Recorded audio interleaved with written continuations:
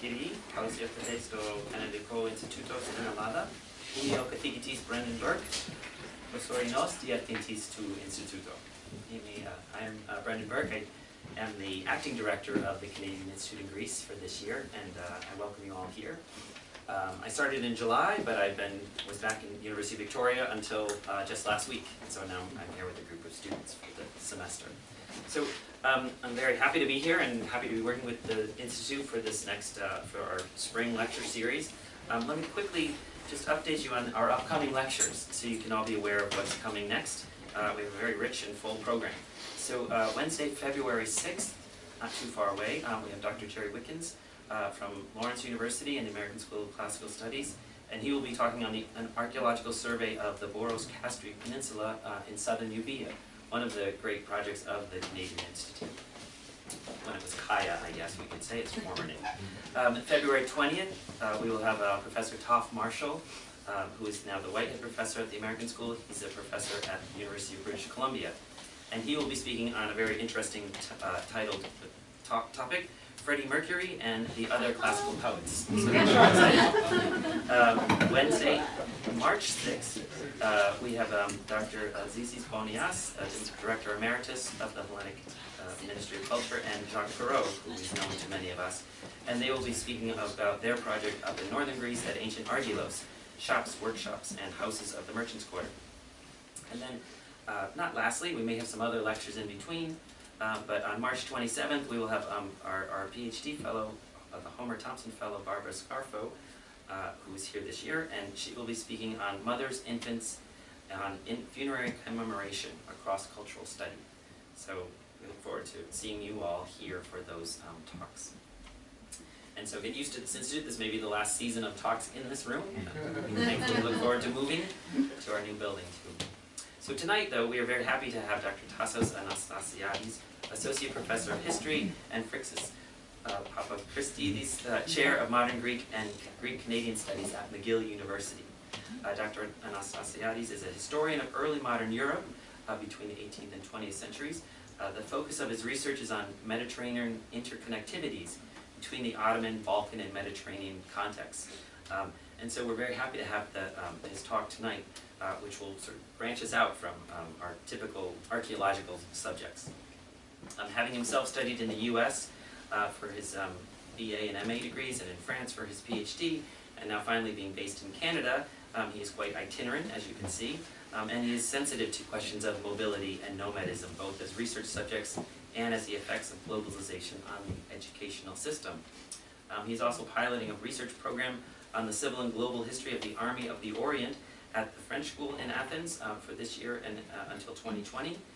And he has published a series of articles, chapters, and 3 edited volumes on his research, interactions between religions and politics in the Eastern Mediterranean, as well as the impact of individual mobilities on institutional reform. And he also has a monograph coming out very shortly on the Orthodox reform in the Ottoman confessionalization period. So again, we're very happy to have him here tonight. The title of his talk, Writing the Global History of a Forgotten Army, the Allied Armies of the Orient in World War I in Greece. So please join me in welcoming Professor Anastassiadis.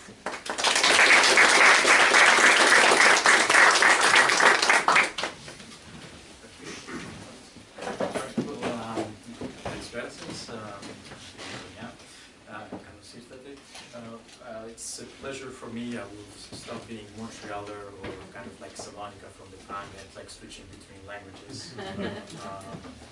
But that is so I'll be doing my talk in English. I'm going to take questions afterwards in whatever language you want in the region. I would like to thank first of all the Canadian Institute in Greece for having me over, inviting me. It's a pleasure to be here as a speaker this time. And to talk about a project which I should mention is kind of dear to heart, and although it's not archaeological per se, it started with a title called For an Archaeology of the Army of the Orient. That was, as a matter of fact, the title that was given to the annual conference lecture of the French School of Athens 3.5 years ago that I gave, and which was the origin of this research program, which has been running now for 3.5 years. Collective research project. Some of the people participating now here. And some of them are, as a matter of fact, more experts in certain questions that we dealing with than me than myself. Now, what is that collective research program aim to do? Well, as a deliverable, we would like to have, probably by the end of this year, a book basically on the state of the question of these Allied Armies of the Orient, and more particular of the French side of the Allied Armies of the Orient. And tonight, what I will try to do is submit to your critique comments some of our findings on, first of all, the mechanics of that army, before entertaining you afterwards with some questions about the poetics of writing the global history of the army. And so you notice I've changed slightly the title, which is the global and civil history of the forgotten army, and I will say what that is. So when I will get to the poetics, I will be saying questions like, why was it forgotten? Can we do actually the history of that army, and what does the global history of that army do? Is it feasible, and is it even desirable? Right.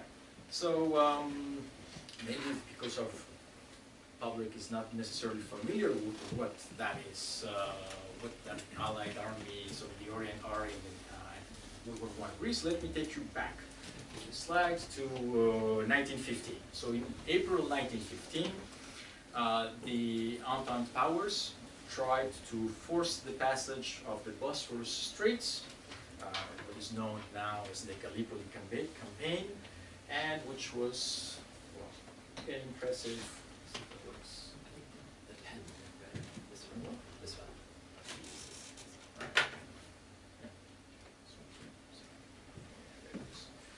So tried to force the passage of the Bosphorus Straits to go to the Black Sea, and in order to help the Russians, and of course they had forced first of all the Dardanelles, and that became the Gallipoli campaign, as I mentioned, which was a huge disaster. So it was amazing disasters, and after that campaign, which lasted between April of 1915 and January 1916. Midway through that campaign, but the French and the British decided to take their troops and go back to Thessalonica in order to try to start another front, this time to help the Serbs who were coming under attack from the Central Powers, Austria-Hungary and Germany. So they started a camp in Thessalonica, and this is like a very interesting, actually, story. I think the Thessalonica front is the only front where there is no hinterland, basically, for the armies fighting in World War I. In most of the cases, whether you're in the Western Front or for Germany, Austria-Hungary, in the Central, the Eastern or the Western Front, for Russia, you have a hinterland on which you can count. But in this case, and even in Mesopotamia for the British Expeditionary Force, or in the East African Front, there was a hinterland on which you could count. There was like, home front. Not in this case. In this case, the French and the British got themselves entrenched in what became known as a birdcage, as a matter of fact, where they didn't have, for most of their stay there, from 1915 to the fall of 1915 until the summer of 1917, they didn't have a hinterland because Greece was neutral. And Greece was not taking part in the war, so they were seen, as a matter of fact, also as an occupying power. So they were here, they had to deal with both the fact that they were in a neutral country that was not necessarily seen them positively, the populations either. At the same time, they had the only way of having logistics was through the sea. Just quickly to go over like the end of that war. That front was entrenched also, and that's pretty much what the front looked like for most of the time, from the winter of 1916 until the summer of 1919, until the summer of 1918, when finally, as a matter of fact, the British, the French, and everybody else, I will be talking about who's everybody else, on the Allied side, managed to breach that front. And as a matter of fact, this is what makes it also unique in World War I, makes it also really funny that it's a forgotten front. it is the only front that gets breached. It is the only front where, as a matter of fact, the Central Powers really get defeated. That doesn't happen anywhere else. On the Western Front, we don't have like a defeat and a breach of the front. We have stalemates. Here, in the September 1918, as a matter of fact, the Serbs for this part of the front managed to breach it and went all the way up, managed to go around the Bulgarians and the Austrian-Hungarians, which forced Bulgaria to capitulate. September 1918, Bulgaria was the first Central Power to capitulate, allowing the armies of the Orient to move up, conquer Niš, and then even arrive in Belgrade on the 1st of November 1918. 2 days before that, the Ottoman Empire had also capitulated and had signed an armistice. And it's only that, as a matter of fact, that makes the Central Powers, Austria-Hungary and Germany, realize that they cannot really keep going with the war and sign the armistice on the Western Front. So military historians have like interesting discussions about whether this is true or not and what was the importance of it. But just know that in November 1918, the Serbs and the French and the British had arrived in Belgrade. They were only about 100 kilometers from Vienna. So they were actually really close to arriving to one of the capitals of one of the major powers. So that is a little bit for giving you a bit of background, historical background for the war. Now, what I will be talking, so as I said, first of all, is talk about a little bit the mechanics and what we're trying to do with that civilian story of the war. So what do I mean by the mechanics? Well, first of all, the mechanics means the demographics. The demographics of that army. This is a composite army, which is a composite army functioning also in a multi-ethnic city, Thessalonica, and region, Macedonia. The first Allied armies of the Orient, as I said, when they arrived, were coming from Gallipoli, British and French. Progressively, this became an important camp. More than 400,000 French soldiers moved around Salonika during the 3 years that they were there. And in the peak of their presence, there were 250,000 Allied soldiers in Salonika. 250,000, and on the eve of the breach of the front, I will give you a breakdown of the nationalities. That is for the whole front and not just Salonika. So we have 620,000 soldiers on the front, including Salonika. 180,000 are French, 140,000 are Serbs, 135,000 are Greeks. Greece had joined in 1917 the war effort, finally on the Allied side. 120,000 are British and Commonwealth. 42,000 are Italians, and there are also 2,000 Albanians. Gives you a total of about 620,000 soldiers for the Allied side. On the German side, in the Austrian-Hungarian and Bulgarian side, there were also like different nationalities that I mentioned. So this is first of all the important thing. It's a multinational force. The other aspect also is this force is the epitome of what the major Allied powers were at the time, imperial powers. This is the army in World War I with the strongest percentage of colonial troops. In the French, and as you can see, in the photo, and like eventually this poster actually I should give the breakdown for that. We have we're supposed to have a Cretan gendarme, a British soldier. We have a Serb. We have an Italian. We have a tirailleur Senegalais.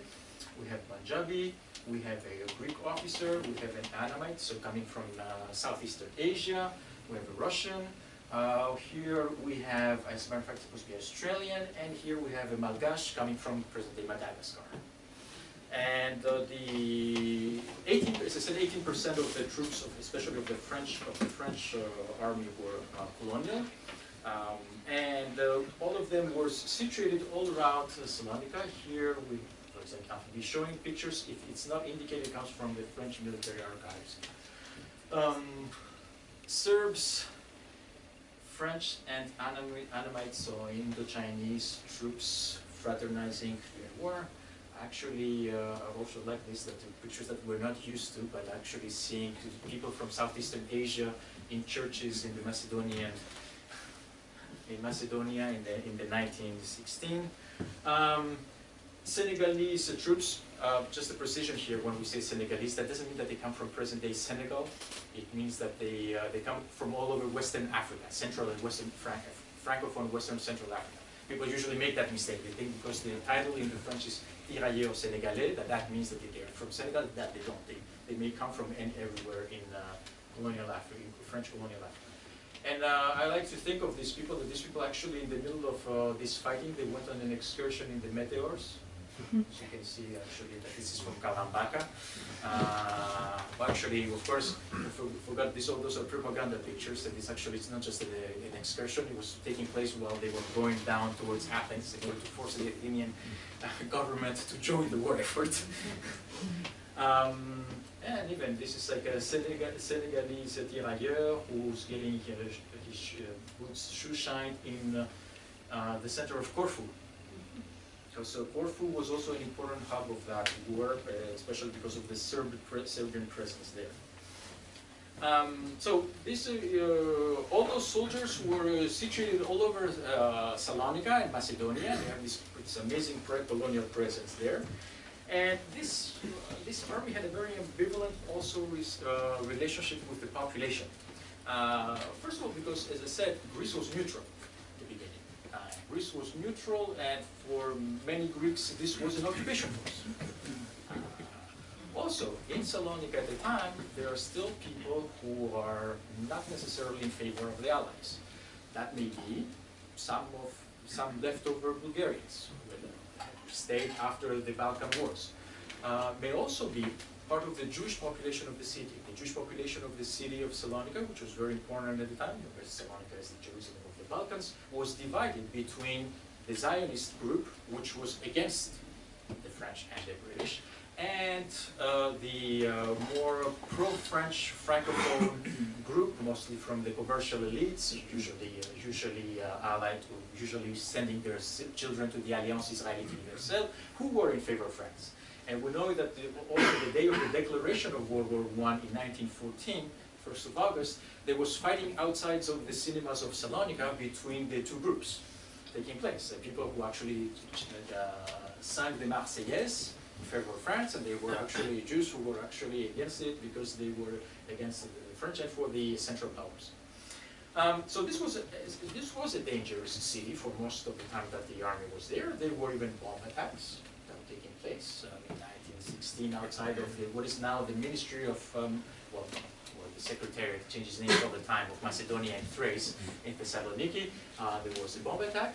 And even we have this, found this extract from a Canadian nurse who was there, who's actually in her diary, she says how it's dangerous for them to go sometimes in the bazaar, in the center of the city, because there may be people who may try actually to attack West Allied soldiers or personnel on uniforms. So that's part for the demographics. By an interesting also, an interesting also anecdote from the demographics is that by the end of the war, the French gendarmerie, there is a report that most of the troops that were in Salonika got very drunk, of course, back in November 1918, and getting very drunk started creating all types of havoc in the city and getting all types of trouble. And then the Greek soldiers sometimes would fight with the French soldiers, and one of the interesting anecdotes once I found is the gendarmes arrive and they find the Greek soldiers hitting a French soldier, and they say, but he's not French, he's Italian, and he's insulted us in Italian. And as a matter of fact, they find out that he's French, but he's from the North African regiments and he speaks with an accent. So actually the Greeks misunderstood his accent for being Italian. Now, remember what I just mentioned. You have a city of 170,000 people at the time, and suddenly 250,000 soldiers show up. where do you lodge 250,000 soldiers in a city of 160,000 people? That was one of the major issues that the Allies had when they arrived, and finding a place most of the time. So as you can see at the beginning, of course, most of the time they just put tents right outside of the city. This is what the city of Thessaloniki looked like at the time. So the maps we're getting from this from the British archives, as a matter of fact. The center of the city, which is what is within the walls. Can you imagine? What's the word? And this was the new neighborhood of what was called Exoches, which is by the seaside, where it's now the nice promenade that you can go all the way to the Megaromusikis, and had become kind of the bourgeois neighborhood with villas at the time. Well, the French and the British decided basically to camp all over here, around the port and outside of the port, where also the railroads were, and the tents that we were seeing before were from this area. The neighborhoods that were called Lebet and Zeitenlik. And the British afterwards also moved especially around here. Some people know Thessaloniki? You have people see what the avenue Themistokleos Sofouli is, for example? It's like the major street that goes towards Karabournaki, which is right here.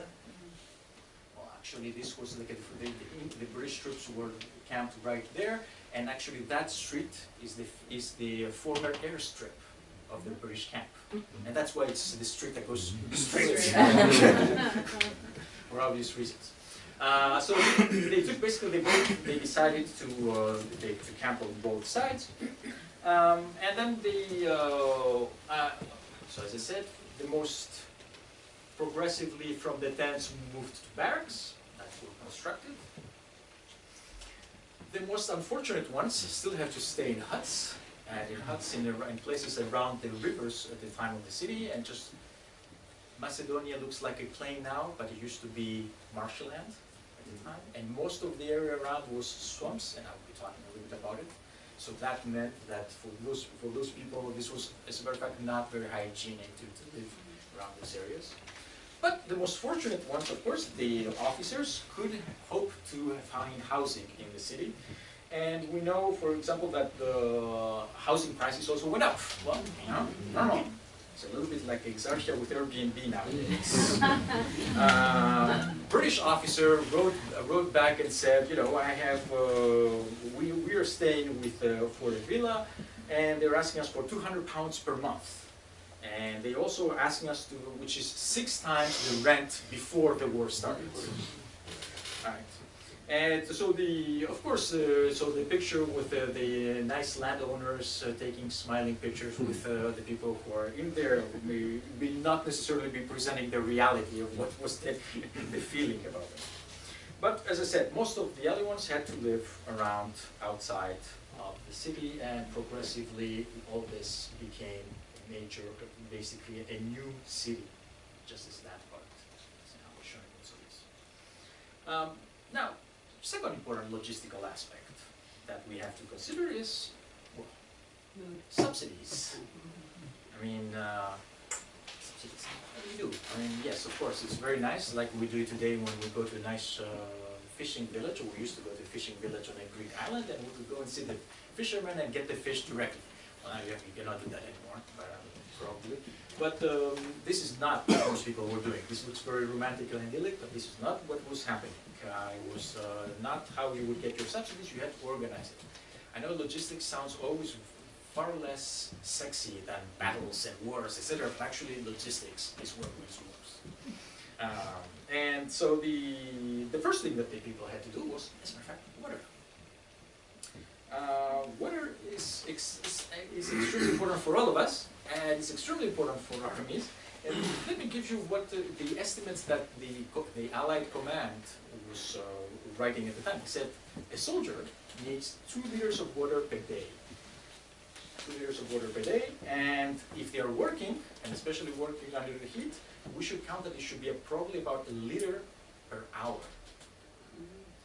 Now, this is in a city where most of, and possibly that was the case in lots of parts of Greece, most of the water came from fountains and wells. And fountains and wells cannot provide that type of water. So one of the important things that and it's not by accident, as a matter of fact, that very often, and we see it, we've gone through for this program, we've gone through the 10,000 pictures that the French army took in Greece. There isn't a place where they go where they don't take a picture of the fountain or the well. So in the beginning we're thinking, oh wow, no, it's like actually they like that. That's very like, it looks touristy and romantic. Not at all. It was because it was important to see what was available in terms of water over there. And they were taking it just in Thessaloniki, that's just they took it when they came to Athens in 1917. And this is from the area of Plaka, where most people had to actually carry water from wells, from public wells, to their houses. So what they did, what the French and the British did, is basically they constructed aqueducts.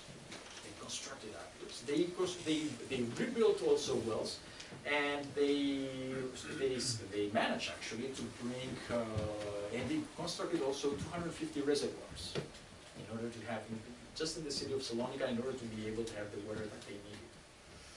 Now,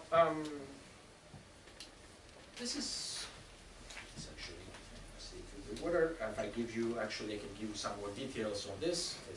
For example, the aqueduct from Kortiatis, the Kortiatis mountain that was coming down, had a debit of 25 to 30 liters per second.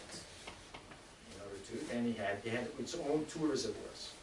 And by comparison, the only pre-existent source for Eastern Thessaloniki at the time, which is in present-day Pilea, only had a debit of 1.5 liters. So from 1.5 liters, we went to 25 to 30. Now, the other things that were, another essential element, of course, after water, was actually finding food. And I'll spend a little bit more time on food. Soldiers have to eat and have to eat a lot. As a matter of fact, once again, during World War I, we considered that the soldiers' ratio had to be 4,000 to 500 calories per day. 4,500 calories per day, and lots of protein. I will come back to it. So it's not an accident, of course, that at the beginning they thought about given the importance of meat in the soldiers' diet, and the soldiers' traditional dislike of the tinned meat that was served during most of the campaigns, the Allied forces tried to use and repurpose the local capacities. Following inspections of the Thessaloniki slaughterhouse, the French chief veterinary exposed to both the Committee of Hygiene and the Commission of Ravitaillement his thoughts in the months of February and March 1916. So quite early. They arrived in the fall, February, March, they make decisions on the slaughterhouses, what is available. And what do they say? First of all, the quality of the meat serviced at the slaughterhouse is generally mediocre. While Greek oxen, porks, and lamb are in general of good quality, most water buffaloes and ewes were of bad quality and usually refused at the slaughterhouse. However, the veterinarian noted that the conditions of animal screening were such that the refused animals and the accepted ones were stocked at the same place. And this allowed for all types of fraud, of course. And allows also to understand why at the beginning they were quite cautious about it. Most importantly, was noted that the slaughterhouse did not meet the sanitary requirements and would definitely not serve the huge needs of the military, even if sufficient number of animals were provided. He proposed, thus the veterinary proposed, a series of measures on the disposal of the carcasses with an estimated 10 tons of waste per day. 10 tons of waste per day, right? So the city, of course, didn't have also the capacities to deal with the waste. Until then, what was happening was basically that the slaughterhouse was next to the sea and they were throwing the waste in the water. And the French and the British said, of course, well, no, that's out of the question. We cannot do that, especially if we have 10 tons of waste. So they opted for creating a landfill, and rather than incineration or disposal in the sea, and which was what was practiced until then. And of course, the construction of new buildings on their subsequent equipment.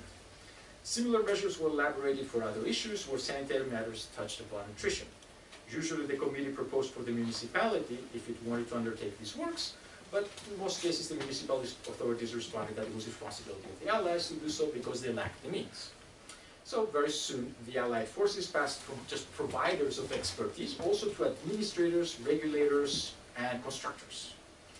And in fact, as the arrival of military sparked a series of commercial food activity around the camps, from improvised food trucks. We have like the evidence of actually food trucks outside of the camps, people selling Slovakia, to the soldiers basically, to open-air bars. That was far less allowed, usually, the open-air bars, especially because sometimes the soldiers would get so drunk that they would have to be carried off. We have a very good example. If you remember the map that the British are on the east, the French on the west, we have a British soldier who gets so drunk that actually he walks from the center of the city, from the Vartar district, all the way to the French camp, instead of going to the British camp. And the French have to take him with a jeep all the way to the British camp, because every time they throw him out, he just comes back. Of course, the drinks, actually, I will get to it. The Allied forces also integrated themselves in the local agro-industrial complex. Very soon, major enterprises that existed there, such as the Alatini mills for wheat, passed contracts with the military. The brewery Olympus became the exclusive provider of beer for the British contingent. Actually, all beer was going to them, which absorbed all its production. So in exchange, it was one of the few enterprises that never had to experience during the war any shortages in coal for the brewery. The British quarter-marshal systematically provided it with all the items that they needed, whenever needed. And similarly, as I said, the Alatini mills assumed the monopoly of Allied bread production. And these were only a few of the products bought locally by the Allied forces. They also bought tons of other stuff, which were on the quartermaster's list, including fresh fruit, vegetables, eggs, olive oil, and olives. And all of them were hard to find, and the latter mostly brought from the Allies. We have a list of actually of what they recited. I'll get also to this, what they ate. They carrying of wine also to the Allied camps, and the use once again of oxen for that. The Allies also tried to regulate the prices because all this their presence had caused inflation. Everything had gone up. The prices were everything had gone up. And remember, as I said once again, there is no hinterland where you can get any food provided. So everything has to be brought, or if it's bought locally, the local prices go up. And food, just as ammunition, had also to be transported out of town. And by the end of the war, as a matter of fact, the Allied forces had to build 900 kilometers of road networks to be able, and renovated 1,200 kilometers of the pre-existing one. We added bridges, railroads, but I'll come back to that later. Maybe the most important challenge regarding the Macedonian front had to do with the question of the rations, not much the quantity, but their quality and diversity. The Gallipoli campaign, and this is where, as a matter of fact, may also get very interesting. The Gallipoli campaign had taught the Allies something, that the rations that they had, food rations that they had calculated for the Western Front, and Western Front conditions, were not necessarily suited for the quasi-tropical climate in the Mediterranean. Especially in the summer, when the heat favored the proliferations of E. coli type bacteria, and cheese and all types of charcuterie were strictly prohibited. And we find, as a matter of fact, this is from the British quartermaster's actually archives, what they were buying and what they were saying. And this is, you see what is the authorized and prohibited food products that they had. And you can see, for example, in the beverages, all the strong alcohols are prohibited. Only wine, beer, and cider, coffee, tea, chocolate are allowed. And milk only in boxes. Only boiled variety of cheeses, eggs, fish if they're well cooked. They make an only Bulgarian yogurt, as they call it, not anything else. And for water, of course, only taken in the rudimentary stations. Most of the time, the soldiers didn't pay attention to this. What they would do is they would basically barter the stuff that they had with what the locals would provide them. So they would sell stuff that they were getting, especially, for example, bread, because remember that bread was something that they had a monopoly on. So they would sell it to the locals in exchange for everything else.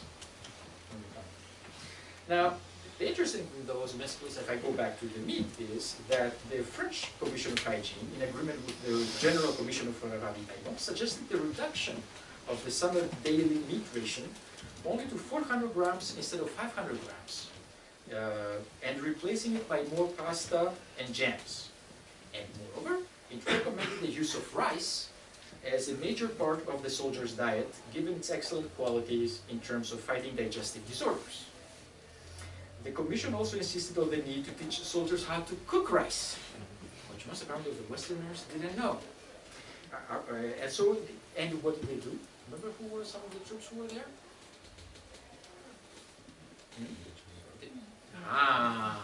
Indo-Chinese. Basically, they said, okay, we have all these people from Southeast Asia, they know how to cook rice really well. Why don't you learn from them? And basically the Anamites were progressively enrolled as actually cooking the rice and teaching rice for everybody else. So you see how all those like interesting logistical problems produce all types of different responses. And this will bring to my third and final part for this one.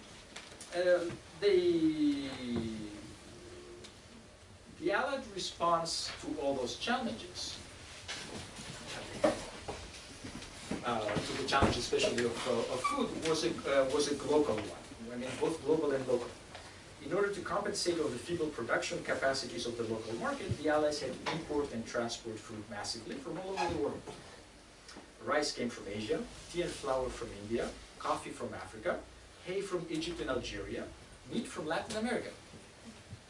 The arrival of Indian curry later in the war revolutionized cooking. Sometimes this meant being dependent on transportation, and more than one delay caused anxiety to quartermasters, of course. In December 1916, the stocks dipped to the point that they were almost nil, instead of the regulatory 30 days. And the situation was only saved by the arrival of an overdue ship, the Trevelyan. In January 1917, the flour stock fell to 4 days. 250 tons of meat had to arrive per day. Transiting via Egypt, most often only 200 tons made it, especially because there was also submarine warfare in the Mediterranean. The General Command decided to impose a 45-day stock limit down, triggering emergency measures once that limit down was attained. And in early 1917, this was the case in order to tackle the issue. Even the use of the train route to Taranto, then shipped to Itea and route transport to Thessalonica was not enough, since it was going through Greek land, officially neutral but in reality hostile. The situation only improves in the summer of 1917, when Greece enters the war on the Allied side, and so the Allies can occupy Thessaly with its massive grain production. Grain and vegetables from Thessalian and olive oil and legumes from southern Greece come to the rescue. And in September 1917, for example, we have an example of an order of 30,000 eggs per week for the needs of the hospitals alone, which was passed to a Mr. Sabatai, merchant active in Larissa. The local response also included the establishment of agricultural schools, etc., but most of that response meant creating the places where all that food could be stocked. And this is what the port of Salonika would look once, as a matter of fact, the Allies came. As you can see today, even when you visit Salonika, most of the docks area in the port of Salonika, the port of Salonika, actually are entrepôts which were constructed and entrepôts that were constructed by the Allied troops there. And you can see also that they brought the railroad line all the way here in order to be able to provision everyone. Just a few images of the stocking inside. Stocks have to be guarded, sometimes get stolen, what the port looks like. And of course that brings us to what I mentioned before, that the question of the transport. The Allies fought a railroad battle, also in the area. They had to build railroad lines, they had to connect different railroad systems, and they also had to build light railways, that are known, for example, as the Decauville, they may have known, which would bring, as a matter of fact, all the freight from the main railroad to the advanced supply posts that were in the combat zone. Of course, most of the transportation was still taking place through the road, and still a very traditional means of transporting. Actually, here we have actually building the road, construction, and road accidents. The drivers of the Allied forces have a very, very tight schedule. They have to remember what we mentioned about bringing food and everything and supplies to the divisions that are up on the front. Just to give you just a detail, a division normally requires 20 wagons per day for supplies, 10 wagons for the food, 5 wagons for the hay and everything that's needed for the animals, and 5 extra wagons for everything else. But it's 20 railroad wagons per day for a division. And then you have to bring it from the railroad all the way to the different posts that exist. One of the nice things that I found in the archives, for example, is that even that the servants that built the roads, they even created a little album. They had created a little album, we notice it here, with the pictures of how they were doing and how they were building all the different roads, employing the locals also in the roads, and the women. The woman actually appears in the album just as it appears in the pictures of the time, where we see the women who were breaking the rocks that then would then be used in order to pave the roads. And this is the team. Once again, a multi-ethnic team, as you can see, with actually people representing all the nationalities involved. So it makes fun. Actually, it's funny to think, how did they communicate? As a matter of fact, all these people. I'll go back, of course. It has another type of local transportation, camels. Last detail, they brought 200,000 mules and horses in the area. Some of them arrived from as far as Australia to be able to participate in the war effort. And as a matter of fact, 1 out of 5 young Cypriots, where Cyprus is at the time a British colony, served in the Cypriot Military Corps in Macedonia during World War I. 1 out of 5 young Cypriots actually associated with this. I like the Western Front. The Eastern Front was also, well, the Southeastern Front was also a front that had lots of different diseases that had to be confronted. Among other things, malaria, which was not the case in the Western Front, but there was a case there, which was endemic. And the Allies had to spend lots of time, as a matter of fact, dealing with the hygiene and health issues in Thessalonica. And I'll make one small parenthesis here once again, is that the pattern for World War I in Thessalonica and Macedonia is very different from the Western Front in terms of the war casualties. During the 19th century, and until the 19th century, the traditional pattern for armies is that most of the soldiers died not in combat. They die from diseases. Most of the soldiers die from diseases. Rarely do they die in combat. But by the end of the 19th century, for most of the Western hemisphere, it was the medical innovations and the progress in medicine and hygiene had made the case that this was not going to be the case anymore. And as a matter of fact, during World War I, for the first time, we have a war where most of the soldiers die in combat. Not in the Southeastern Front.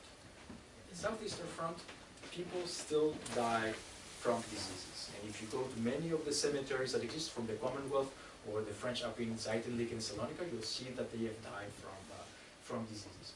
And that was an important issue that had to be dealt with. Healing was, the Allies, for all those soldiers, had to create hospitals, even for burns, surgeries, and what we've created in this little map. You can see there what is the city of Salonika, all the hospitals that were created by the Allies all around. Most of them on the eastern side, but also on the western side. And that's why we find even our Canadian nurses in the area. I think I've actually probably already spent enough of my time. We can go more into detail if you have questions about other details. We have tons of things to say in the program about this, and there's there are people who know more, whether it's on the logistics of health or in other aspects. But I would like now to spend a little bit of time before I conclude on, as I said, the poetics of history of writing. About this army. What do I mean by that? As I said, this army was forgotten. November 1920, in Paris, took place the inauguration of the monument of the Arc de Triomphe of the unknown soldiers, les soldats inconnus. This is the inauguration of the monument. What we don't, most people think that this is a cenotaph. There's nothing inside. As a matter of fact, that's not true. There are bones inside. The French asked all the participating armies, all the existing French armies, to send parts of corpses of soldiers dead in battle to be inhumated in that monument.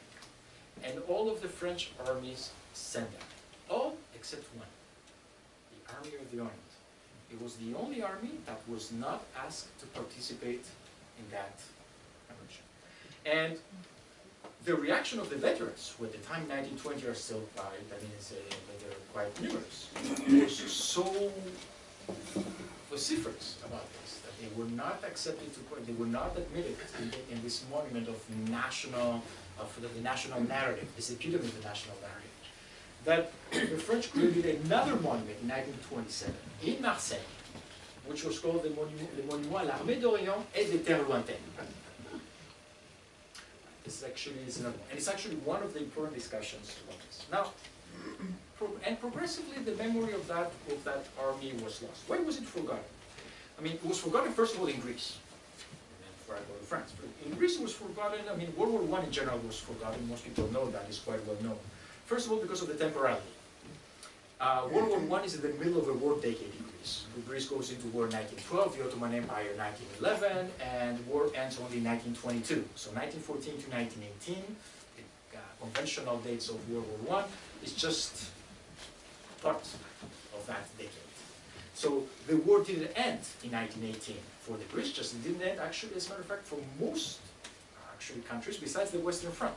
We keep on fighting in Russia, we keep on fighting in the Ottoman Empire, we keep on fighting in the Middle East. There are lots of other fronts where the fighting still takes place. So that temporality is one of the important reasons why in Greece we don't talk about World War I in general, and so we don't talk about the people who participated in World War I. The other important aspect in Greece why we don't talk about World War I and about is the demographics. If you remember a little bit, I said before, Thessalonica was and Macedonia were multi-ethnic at the time. But who were those multi-ethnic? They were Muslims in the Macedonian countryside and even in Salonika. The mayor of Salonika was actually a Muslim at the time. They were still Albanians. They were also, well, not that many Bulgarians left, but in the countryside there were quite a few Bulgarians in the countryside. All those people were exchanged between 1918 and 1922 in the exchanges of populations, and they left. So the people that had lived the war, World War I, were not there anymore to remember. Who arrived in Macedonia and Thessaloniki after 1918 and 1922? It was the refugees from Asia Minor and from other places who had no experience of World War I. On the contrary, they had other experiences. So the narrative of memory about the catastrophe of Asia Minor dominated and basically cast into oblivion all the narrative about and memory about World War I. It was more powerful, and that's how it is even until today. So that's the important aspect of this. Now for France. Well, in France it was forgotten because it was not central in the national narrative. It was not like the Western Front. We even know from telegrams that when the French general from Belgrade and the Serbian generals from Belgrade say that they can go on and advance all the way to Budapest and Vienna, Clemenceau in France basically asks them to stop. Because for them what is most important is the Western Front, and basically using the Western Front. And the Western Front was more a narrative also about protecting the motherland, more than what was going on in Macedonia. The other also important thing is that those people, the soldiers of the Allied Armies of the Orient, unfairly, as I tried to show you, and as we tried to show, also remained in memory as the gardeners of Salonika. You've probably heard that, the idea that they were gardeners, that they didn't fight, that they spent their time basically either idle or even cultivating salads, which they did, as a matter of fact, and thank God they did, because that's what's allowed them to survive. Because salad is fresh vegetable, and that's what you need in a war, especially when you're there. But of course they were cast with that, they had this pejorative name attached to them, and that stayed for a long time. Now, did the commemorative cycle of war actually allows us to, the commemorative cycle of World War I in the last 10 years, has it allowed us to revisit this question? I think yes, probably, but I will not expand on this. It has allowed us, although once again, the French debate, which has been going for 20 years and has been very aggressively going on for 20 years about the war, didn't pay that much attention after 2012 to that Eastern Front. Well, probably our program is one of the rare examples of something that was done about it, about the Southeastern Front. Though, as you can see, if you visit Paris nowadays, there is an exhibition that's going on for a few days in the Invalides, saying the war didn't end in 1918. At the East, the war keeps on going. Now, I'll skip the French historiographical debate for a question of time, and I'll come back to the question of the global history, whether it's feasible and desirable. Now, today I discussed mostly the question of the mechanics. Basically, I showed you, all right, that we have transportation networks, that we have people coming from all over the place, that the Allied commands try to organize this and create the conditions in order to win the war. And we have examples here from where things were coming from. And this is one way of doing history. We can do it, and we can do global history like this. In 2014, when the global history was actually very much in the mood, Lynn Hunt, a very famous historian, said, "Writing history in the global era is a more global approach to the past, and it would be necessary for the new age, and it would become for our new age, our age, what national history did in the heyday of nation building, in the 19th and 20th centuries. It would remake people from the inside out." I think that is a very powerful statement coming from a historian, to think that actually writing history and the way you write it can make people, change people from the inside out. Now, since 2014, as a matter of fact, historians have been far more reserved. And if you're thinking of doing an MA in global history, maybe you want to reconsider it. First of all, like a historian like David Bell wrote recently that we should pay attention, because historians tend to overuse, and in global history tend to overuse the notion of network and to over-infer things from networks. We have a tendency of finding things. Basically, yes, we see ports and we see major cities and so, and hubs, and so we create the networks with those cities and the ports, etc., and how people come. But that doesn't necessarily tell us much. Remember, as I said, if I was doing a history of the logistics of Salonika by only thinking in terms of what they were bringing as food from outside, I would be missing a lot, because there's lots of what's going on locally with the hinterland of Salonika. And more recently, Jeremy Andelman, who used to be the Pope of global history, he said the following thing about it. He said, "We need narratives of global life that reckon with its disintegration as well as integration, the cost and not just the bounty of interdependence.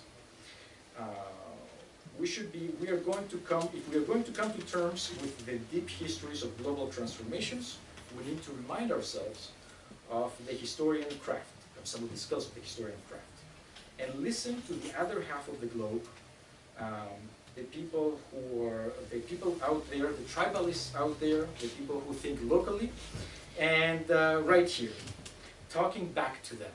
And I think you can understand why in 1819, a historian from the US would write this. But for me, trying to write the global history of the Macedonian campaign, means also that I would like to understand what was their experience of these people from the bottom up, and not just what was happening from the top. In the case of the armies of the Orient, this would mean writing not only writing the top-down history of the networks and of the mechanics, but also trying, or of the transfer of techno-scientific knowledge and know-how, but also and what about individual experience, the sensibilities of these people? What did both that Senegalese tirailleur being shushained in Corfu, but also these people around there and seeing for the first time in Africa and understood about it, and what did they keep once the war was over and these people left? What did the soldiers bring back after having experienced rice cooking by Annamite cooks in World War I? And or civilians? What do these local Macedonian peasants think of being photographed by all those soldiers from different nationalities and their experience of being with them? Or the refugees that were staying in old tombs? How did they experience the war? What did they get from this transnational global encounter? Even what are Ruby Peterkin, or the Canadian nurse, playing tennis in Calamaria, what did she bring back to Canada after that experience in the Orient? And to finish, as the bard would say, there is the rub, the most difficult part. Thank you.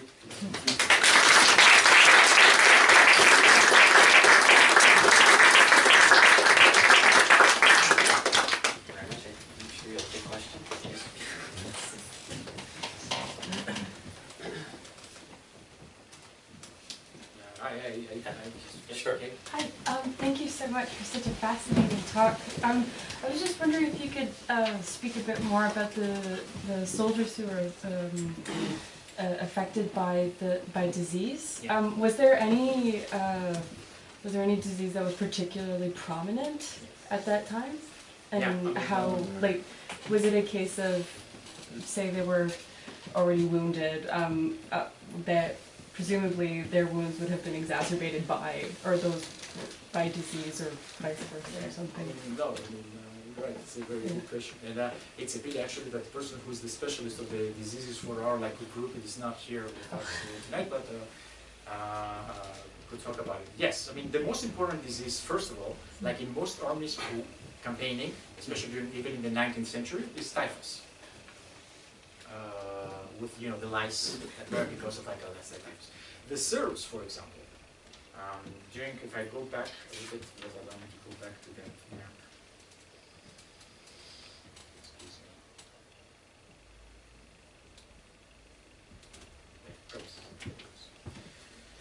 So the Serbs, for example, because this is the map from the operations in 1915, 1916, not towards the end. So when they get completely overtaken by the Austro-Hungarians, the Serbian army has to move through the Albanian mountains to come all the way to the Adriatic coast in order to be rescued by the French, British, and Italian Navy. And during that flight, basically the Serbs get decimated from diseases. And even when they arrive here, they are so attained by typhus that they take them to Corfu,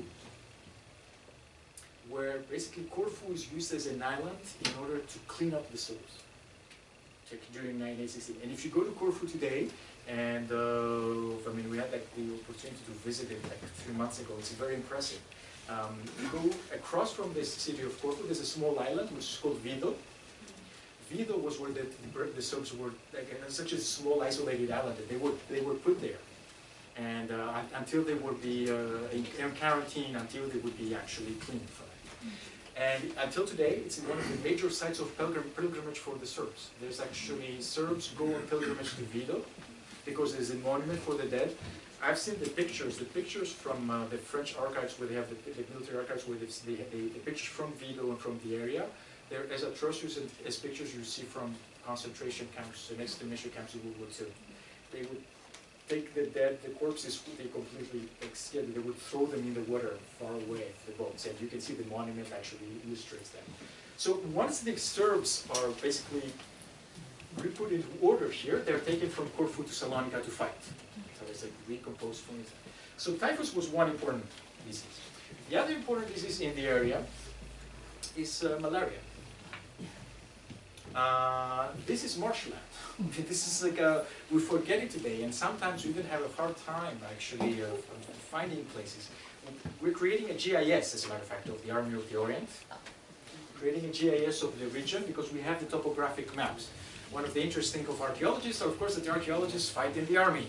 And of course, the French school at Athens, basically the archaeologists served in two purposes in the Army of the Orient. First, they served as spies. I mean, archaeologists are good in what?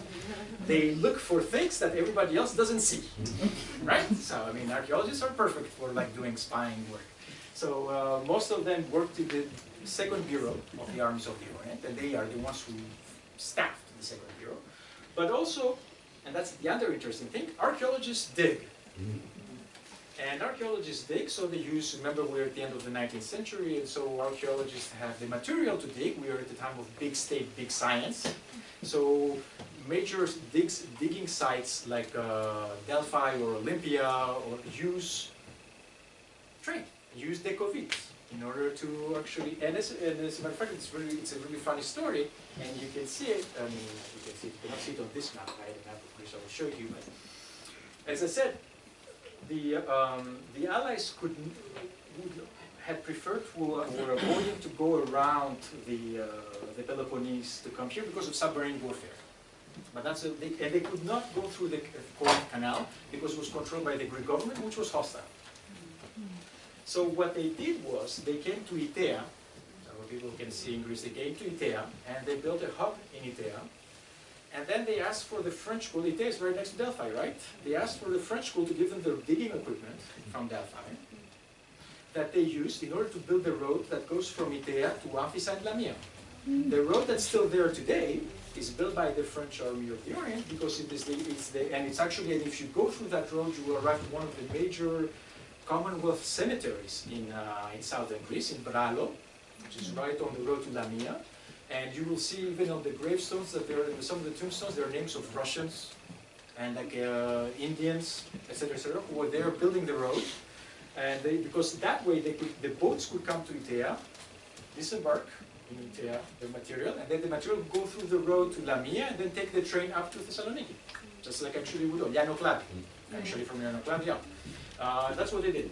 So anyway, that's a parenthesis actually took me away from malaria. But anyway, I wouldn't say that from the G. I always went to Itea. Anyway, so this is all this was swampland, marshland, and there were mosquitoes, and there was malaria all over the place, and they had to fight it, and they had to bring. But this is also an interesting consequence in terms of the civilian aspects. And Lena Korma, who's the person who's working with us on medicine, has showed that malaria, it doesn't serve much if you're only giving prophylactic measures to the soldiers, because maybe it's contagious through the mosquito, right? So you have to give the same treatment to the civilians. So you have campaigns, actually, of treating the civilians. And you treat the whole population of the area, because if the population gets sick, your soldiers get sick. So it's an interesting consequence, once again, untoward the beginning of what happens. The army is there to take care finally of the civilians, and it actually has a civil role on that. That's it. I think there are other interesting aspects. I mean, last probably interesting anecdote is that the gentleman who, one of the major microbiologists, who as a matter of fact discovered the blood groups, as a matter of fact started here. Because given the multi-ethnic composition of the army, it was an amazing laboratory for him for testing for blood types. And he's like, that's where he started his career, and then his results he takes in France, etc., etc. So it's actually, there's like lots of interesting stories around it like that. Wonderful, thank you. Thank you for the great talk. And I got a question about sort of the later part, where you talked about sort of the global picture. So, I mean, as you made clear, Thessaloniki has for centuries been a very cosmopolitan place where a lot of the Balkan and broader European identities come in. And then you've shown how in the First World War there is this kind of hyper-globalized community there where you add to that Africa, Asia, Middle East. So my question is whether there's something inherent about Thessaloniki's, either its geography or its social, makeup that could happen, and I wonder if you can say anything about that kind of juncture between Thessaloniki and this broader global picture. Whether Thessaloniki can become once again luxury It was already a cosmopolitan place, and so was it easier, or was it just a coincidence that broader global cosmopolitanism found a home in Thessaloniki during that war? Yes, thank you. It's a good question. First of all, I think it was a multi-ethnic, and multi-religious, and multicultural city. And not necessarily, it was not, just like many port cities of the Ottoman Empire in the Eastern Mediterranean in the 19th century and until the early 20th century, and early wars, with one extra specificity was also the Jerusalem of the Balkans because of the huge presence of the Sephardic Jewish population. So for that part, it was both typical of what was any Ottoman or post-Ottoman until early 20th century port cities of the area, with the Balkan extra on top of it. And then it was also typical to what happened to some of those cities once they went from an imperial framework to a national framework. First of all, they lost their status, in a sense. They were cut off from much of both their hinterland, sometimes, but also, in most cases, from their maritime hinterland connections, because they became cities in the national context. It's the same thing with Thessaloniki, just this is in Izmir, and one could mention probably, there's a specialist by Alexandria, I don't say like stupid things, but probably Alexandria as well. And if you think about it, in most of those countries, where port cities were important until the 19th century, from the capitals of the 20th century national states are all landlocked. Ankara, even Athens, if you want, but Damascus, they're like Cairo, they're not on the sea, they're inside. Because they have a different, the capital city has to play a different role now. It has to play a role of being the center of a nation state. Now I think Thessaloniki still has part of it today, and because of what's going on today, and what's been going on this week. Of course, it looks towards opening up again and becoming the gateway to something else. There's going to be competition, just like as there was competition back then. The integration of Thessaloniki in the Greek state in 1912 was a disaster for the commercial elites of Thessaloniki because they lost the war to the industrial and commercial elites of Athens. And the railroad, once the railroad, for example, that the Greek state started continuing the railroad towards north, actually the railroad didn't go to Thessaloniki, it actually bypassed it. Because it was like Athens that was becoming the center. So that's one way of answering it. The other thing is that there's something that happened with regards to that multi-ethnic identity in the 20th century, which was that it was once again cast into oblivion. In 20th century Greece, after 1922 basically, that multicultural aspect of the city was seen more as a stain. It was not seen as a purely national city. It was also a city that didn't play well with the Greek national narrative, which was about antiquity. Thessaloniki doesn't have that much antiquity to show. It has Byzantine, Ottoman, and all of the other things, but not much. And then, of course, also because the city was inhabited by refugee populations after the change of populations in 1922. These populations brought with them two things. First of all, they brought with them their own stigma because they were seen by mostly Southern Greeks as not being truly Greek, and they carried that stigma for most of the time. But also, and we know that this happens from Irving Goffman, that people that have a stigma sometimes have a tendency of actually throwing the stigma to somebody else. and they threw the stigma to all the other people who were not, who could be seen as less Greek. And it's not by accident that Thessaloniki in the 1930s is where anti-Semitism rises. And it rises among the refugee populations. And for most of the 20th century, and until I think the 1980s,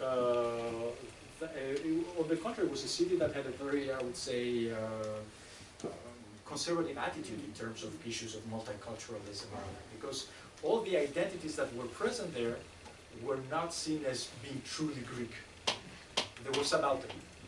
From the 1980s onwards, the refugee identity was not subaltern anymore, but the fact that they became hegemonic was not good. I think it's only the last 10 years, and the mayor, the current mayor of the city has lots to be thanked for that, has done a lot to kind of like bring that back. But I don't know if it's inherent, and I don't know also if it's a one-way street. We can always go back to unfortunate Yes. Well, thank you very much for a stimulating talk. There are many aspects I would like to ask too, but I will try to confine myself to two, perhaps just one, all depending. The first one regards the fate of the Army of the Orient. It was relegated to oblivion very quickly, actually, you said. And my question is, I mean, wasn't it the Army of the Orient which was actually stationed in Cilicia and it became a mandate, and then fighting a war after 18, well into the early 2021 or something of the kind? Did that affect what probably didn't affect, I mean, the status, the way of recalling? I mean, you're right. I mean, you're doing a better job than me in actually containing the things. But yes, you're right. They continued to fight. But they did not only in Cilicia. Yes, they were in Cilicia. They were also in Crimea. Yeah. They fought with the White Russians against the Bolsheviks in Crimea. They were just as Greek troops that went from the Macedonian front that went up there. And they were sent in other places as well. The Cilicia campaign ended quite quickly. I mean, because they signed it. The French signed an armistice with Mustafa Kemal, and then it ended. But I don't think it was that much the Cilicia campaign or the fact that they were fighting afterwards that had to do with the fact that their memory was cast into oblivion. Because other armies, other parts of the French army continued to fight. I mean. Most of the colonial troops went back to Africa and kept on fighting wars, right? And this is I think the fact has to do mostly with the idea that, first of all, it was not central to the narrative of the homeland and protecting their homeland, the metropolis, against the Germans, part of the French national narrative, and it was also, once again, for many of them, and even for the veterans, it was seen as, you know, these people, what they were doing out there. I mean, they were having it well off in the Orient. Yes, and it's, yeah. Yes? Thank you. I have another one, and that regards the interaction with, the interaction of this huge amount of troops being massed in Thessalonica with the population, but in this case regarding provision and nutrition. I mean, did it ever negatively, crisis-like, affected the well-being of the population that they had to prioritize in case there is a lack of food between soldiers and civilians? Or was it plenty in the sense that there never was a problem? I mean, again, in Cilicia it became a huge problem. It's another place, another locality. But do we saw anything, or do we see anything alike here? Yeah, well, I mean, the beginning, especially the beginning years until 1917, there's a huge issue in that. Very often, for example, when they arrive, they confiscate all the troops, all the herds of animals, and they basically eat all the meat that there is. And that's an issue for them, all the local farmers and herders. But after the summer of 1917, things go well. I mean, they'll go better, they'll go well. Now, the one thing is that at the same time, back then, the populations are more frugal. I mean, everybody says also that. It's actually the Macedonian villager there. I mean, wow, I mean, these people live with not much. And they already lived with not much. And then the fact is that the Allied troops actually participated in creating food surplus locally, because they have to. There's no other way around it. They have to. We haven't found for the moment points in the archives where they say, okay, we'll take it from them, and besides the first years, so the first 6 months, yes, definitely. But afterwards, no. Besides things like beer, yes, or other things, or bread. But this is once again what I mentioned before with bread. Bread was of bad quality. Actually, the bread produced by the army was of bad quality. So most soldiers preferred giving the bread to the locals who didn't have bread in exchange for other products. And we see that, they barter. We even have the things of how they barter, what they barter. And there's bartering going all the way, even with packages. I mean, this is like, I didn't mention that, for example, for food, but the troops get packages from home. When I mentioned the wagons, every division has, as I said, 20 rail wagons per day. One of them is for mail, is the mail that comes. And lots of packages come. And the packages have food, and it's very funny to see, especially from some of the diaries of French soldiers, they say that they're getting camembert from France. You can imagine how that long the camembert traveled from France to get to Thessalonica. And the interesting thing is also the soldier says, yeah, but send me the camembert in August. I was like, in August? This is crazy. It's like August. But of course, it makes sense, because you do camembert with fresh milk, so it can only happen in the summer. And they ask for like yellow cheeses in the winter. But anyway. And the sausages and all other types of stuff that normally are prohibited, as you saw. They get all the prohibited stuff, and sometimes they exchange it. And there is also specialization going on. For example, the North Africans, the Spahi Marocain, the Moroccan Spahis, they do their own bread. They do pita bread. And they do their own bread, and they become actually experts in trading, bartering pita bread with the others for everything else. So this is how it works. Yes, it's a fascinating speech. There's so many different aspects of it. One doesn't know where to start first. I would like to ask a question about perhaps a minor aspect of it, but more Canadian. I don't think the Canadian forces fought on the eastern side, but they had medical staff here. Yeah. Pearson himself started off here. I think Lester Pearson, the Prime Minister, started off before he asked to be transferred to the Western Front. Do you have any information about what kind of Canadians, what numbers were here, and what they did? That's what I showed you actually, that we have nurses and doctors. The Canadians in Thessalonica are nurses and doctors. And we do have the diaries. I mean, I think we have at least 3 diaries from nurses, Canadian nurses from Thessalonica, which are in the Library and Archives Canada. I mean, I've seen them, and then and they're interesting because it gives like all those types of information. The pictures were coming from them. I make sure the last picture with the was coming from there. That was what we found. We have fighting Canadians only the Gallipoli campaign, and actually, as a matter of fact, for a long time it used to be a painful story, but the Canadian embassy finally took care of this because they were Newfoundlanders. And at the time, Newfoundland was not Canada, so they had not been recognized for some time until recently, I think, when actually it was like one of the previous ambassadors opened the memorial and you have that. But yeah, but you know, that's in the Mudras Cemetery. Yep. Okay, I think I speak on behalf of everyone. We've been incredibly fascinated by everything you have to say. I think what I take away from this too is you have so much to teach ancient military historians who are so boring. And so this is just incredible. It's really great. So I'd like you all to please stay after, and we can have some refreshments. We also have our basilopita. Oh yeah? And you'll have time to speak with our speaker as well. Thank you very much.